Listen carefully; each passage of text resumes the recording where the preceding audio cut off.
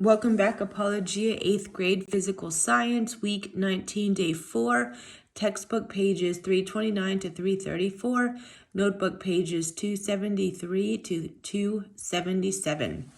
The speed of sound and other substances. You can follow along in your notebook on page 273. When we hear sound, it is usually the result of waves traveling through air. But that's not always the case. Although we usually think of sound traveling through air, it is important to realize that sound can travel through any substance in which it can oscillate in order to make waves. All right, so let's look at this table, 9.1. This might be surprising. The speed of sound through air, dry air, at 25 degrees Celsius is 346 meters per second. Let's jump way down to the bottom. The speed of sound through glass is 5,503 meters per second. It's a lot faster in the glass than it is in the air. So do you notice a trend in the data? Air is a gas, while alcohol and water. So we have gas. We have waters, liquids. The rest of the substances in the table are solids. Notice that the speed of sound in the liquid is about 3 times the speed of sound in air. In addition, the speed of sound in the solid is somewhere between 2 and 5 times higher than the speed of sound in the liquids. Thus, sound travels faster in liquids than it does in gases, and it travels even faster in solids than it does in liquids. Also notice how sound travels faster when temperatures are warmer. Now, why do you think you see these trends? All right, remember, the kinetic theory of matter states that all substances have atoms that are in motion. When temperatures are warmer, the added thermal energy causes the atoms to vibrate faster. So this means sound waves can travel faster too, because the molecules bump into each other more easily to transfer energy. Also remember that atoms in a solid are closer together than atoms in a liquid or a gas, so the sound wave can travel through solids more quickly, traveling faster than the speed of sound. Again, notebook page 274. If an object, such as a jet airplane, travels in a medium, such as air, faster than the speed of sound in that medium, we say that the object is traveling at supersonic speed. Supersonic speed is defined as any speed that is faster than the speed of sound in the medium of interest. Some jets routinely travel faster than sound. In aviation, the speed of these jets is often measured in terms of the speed of sound. The speed unit is known as the Mach number. When a jet travels at the speed of sound in air, it is said to be traveling at Mach 1. If a jet is traveling at twice the speed of sound, it is said to be traveling at Mach 2.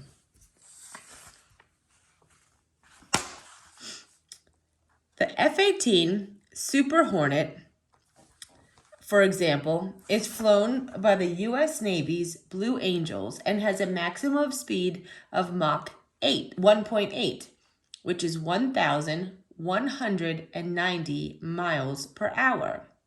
This means it can travel 1.8 times faster than the speed of sound. The NASA Space Shuttle exceeded Mach 10 after dropping out of orbit and coming in for a landing. An interesting phenomena is shown in this figure. It is known as a sonic boom, and it is generated when an object travels through air faster than the speed of sound in air. So the definition for a sonic boom is the thunder-like sound produced as a result of an object traveling at or above Mach 1. It's pretty cool. It's pretty loud. As a jet travels, it produces pressure waves that travel at the speed of sound, away from the plane in all directions, similar to how a boat creates a wake in the water. As long as the jet travels slower than the pressure waves it produces, so like in other words, less than Mach 1, the waves travel in all directions, including ahead of the jet. Because of the jet's motion, though, the wave compression in front of the jet are closer together than the wave compression behind the jet. When the jet reaches Mach 1, however, it moves right along with the pressure waves it produces. This causes the compressions of waves to sort of like pile up, making a huge cone-shaped wave called a shock wave that moves outward and rearward from the jet all the way to the ground. You can see the shock waves on this T-38C jet. Like a thunderclap, the shock wave of air creates a very loud boom, a sonic boom. When the jet exceeds Mach 1, it actually outruns the sound waves it produces. This causes the waves to pile up at the edge of a cone. When the cone reaches your eyes, you hear the sonic boom. Sonic booms can be destructive to human ears, and they can also be destructive to buildings. Because sound travels through air, when the huge wave associated with the sonic boom hits a building, it can shake the building rather dramatically and may cause damage.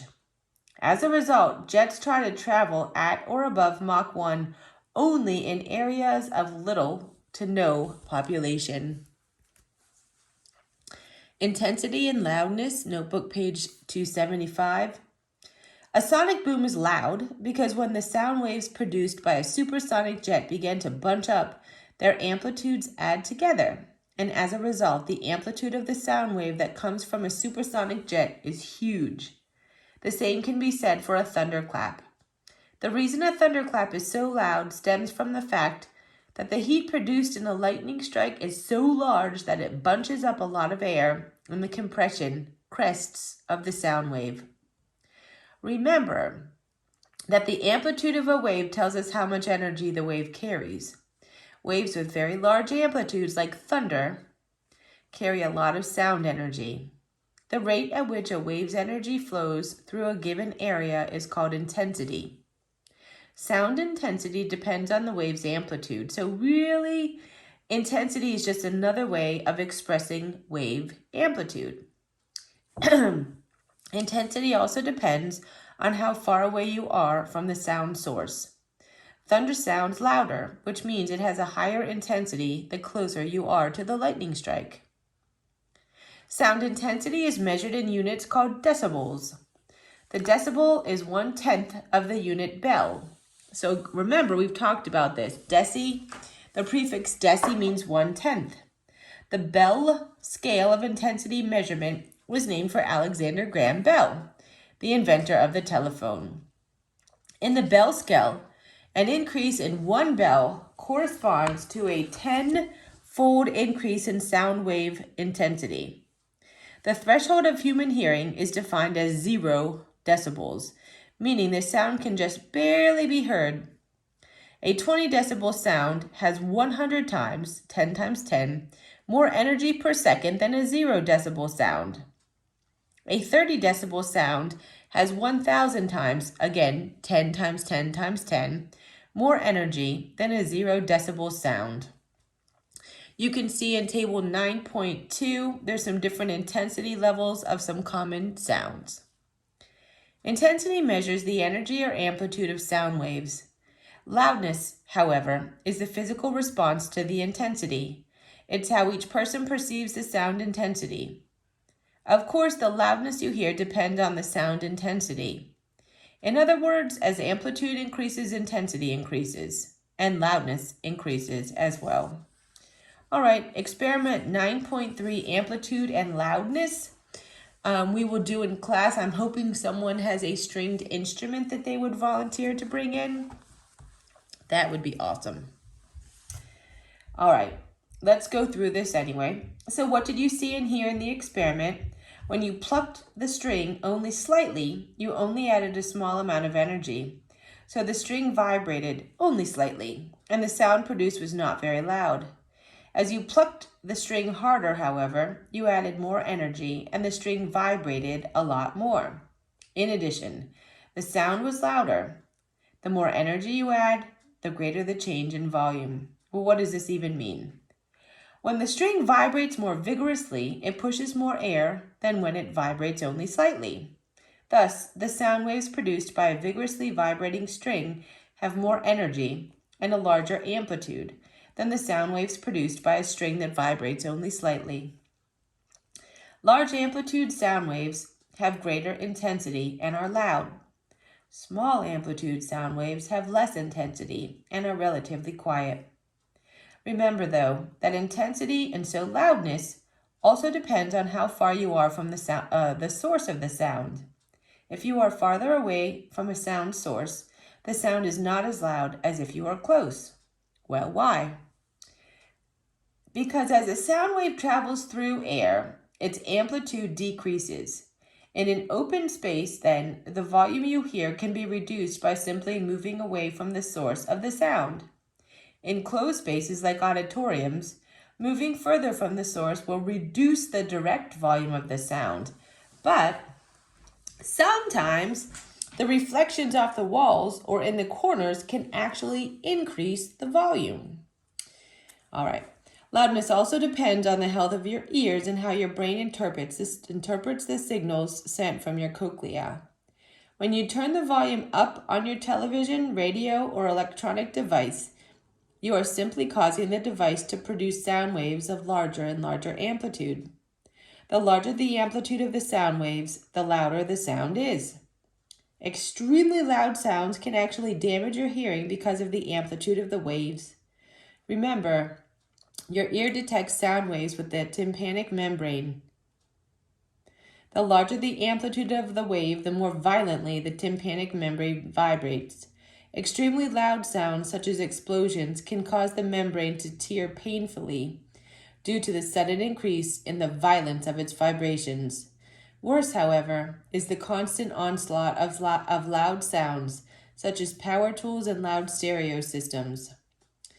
They can destroy the delicate cells in the cochlea that are responsible for turning these vibrations into signals the brain can understand.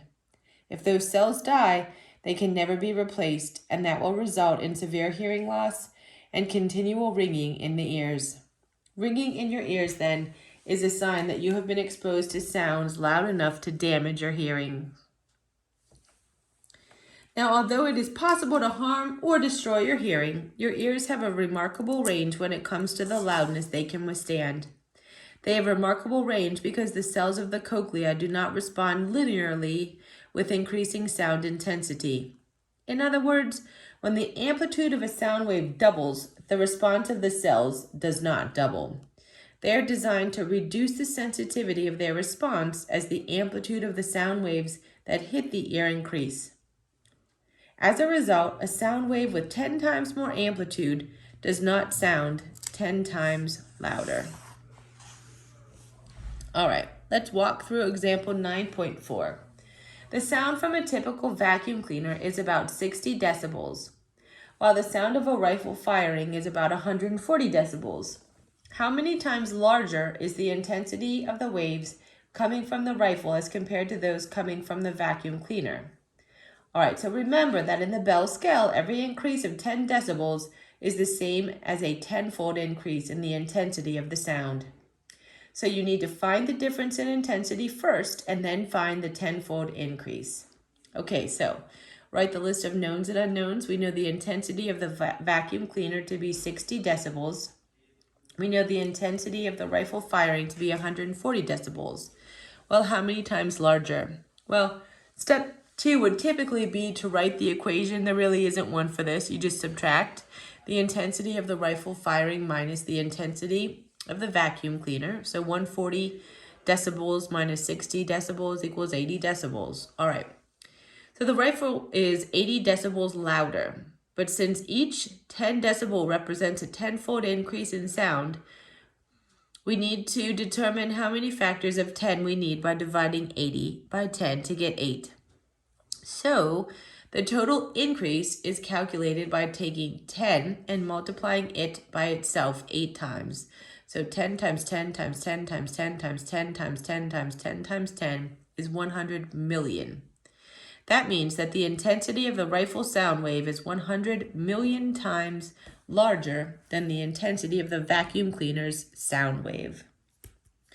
On your own 9.8. A jet is traveling at Mach 1.8. When the temperature of the surrounding air is 0 degrees, what is its speed in meters per second? All right, to determine the speed of the jet, we must first determine the speed of sound. After all, Mach 1.8 means 1.8 times the speed of sound. So, write the list of knowns and unknowns. We know the temperature is 0 degrees Celsius. We're trying to solve for the speed, so we write the equation, 331.5 times 0.6 times the temperature meters per second. Substituting all that in, we already know that 0.6 times 0 is 0. So essentially the speed is 331.5 meters per second. But now we have to multiply the speed of sound by 1.8, and we get 596.7 meters per second. On your own 9.9, the sound from a typical power saw has a loudness of 110 decibels. How many times larger is the intensity of the sound waves from a power saw as compared to those of normal conversation, which is like 40 decibels? So the same thing, write the list of knowns and unknowns. Again, there is no equation, so we subtract the intensity of the power saw minus the intensity of conversation. I missed an of in here, so it's the intensity of conversation. Step 3 and 4, write the equation and substitute the numbers. So 110 minus 40 equals 70 decibels. So again, 70 divided by 10 is 7. So 10 times 10 times 10 times 10 times 10 times 10 times 10 is 10 million. That means that the intensity of the power saw sound is 10 million times larger than the intensity of the conversation sound wave.